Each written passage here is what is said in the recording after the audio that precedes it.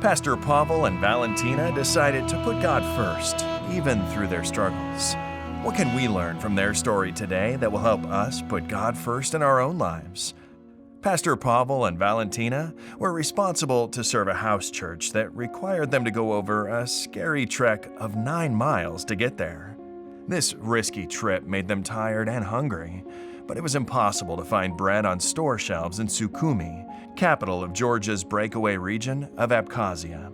It was 1993 during an armed conflict between Georgian and ABKHAZ forces that resulted in a major food shortage.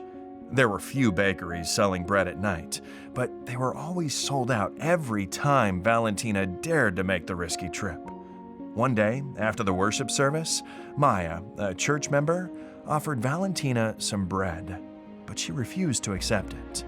Maya, with a generous heart, insisted and cried. So Valentina divided the loaf into 2, half for her and half for Maya. Valentina and her husband were happy since they had not eaten bread for over 6 months. She was thinking of eating it with barley soup.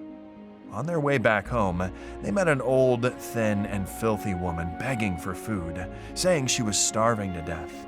Valentina remembered the joy Maya had experienced when she had shared the bread with her. Would they have the courage to share their blessing as well, even in such a difficult situation? Valentina then opened her bag and shared the half loaf they had, and the old lady accepted in tears of joy. Valentina and Pavel continued on their way home with a joyful smile on their faces. This small and unique experience was greater than their hunger. Sometimes putting God first involves sharing what you have with others, even when resources are hard to come by. Pastor Pavel and Valentina put God first, despite the sacrifice. Their courage inspires us today. Jesus gave up everything to redeem us, and His love compels us to put His kingdom first in our own lives. As we return the tithe and our promise offering, we are challenged to put God first.